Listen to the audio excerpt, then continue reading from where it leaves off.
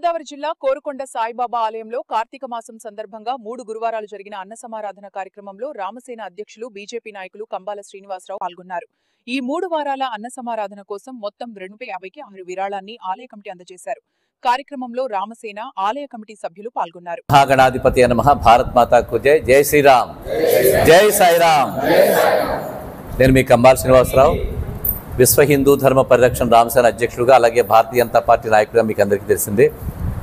ఇప్పుడు నేను ఈ రోజున కోరుకొండలోని సాయిబాబా వారి టెంపుల్ ఆలయంలో ఉన్నాను. జై సాయిరామ్.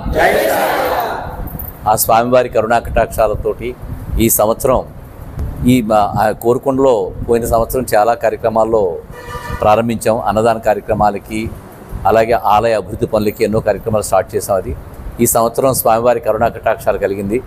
దాదాపుగా 6వ తారీఖు నవంబర్ నెల 6వ తారీఖు, 13వ తారీఖు, 20వ తారీఖులో జరిగిన అన్నదానాల కోసం అని చెప్పని మొదటి విడతగా 6వ తారీఖు నాడు 1,15,000 రూపాయలు ఖర్చు అయిందని చెప్పారు. రెండో విడతగా ఈ 13వ తారీఖు, 20వ తారీఖు సంబంధించి మిగతా 1,15,000 కాకుండా 2,50,000 రూపాయలు మొత్తం టోటల్గా 3 వారాలకి కలిపి చెక్కు అందజేయడం జరిగింది ఆలయ కమిటీ వారికి. ఈ సంవత్సరం స్వామివారికి సన్నిధానానికి 2,50,000 రూపాయలు విరాళం ఇవ్వడం జరిగింది. ఈ విషయాన్ని మీకు తెలియజేసుకుంటూ మీ కంబాల శ్రీనివాసరావు. భారత్ మాతాకు జై. జై శ్రీరామ్.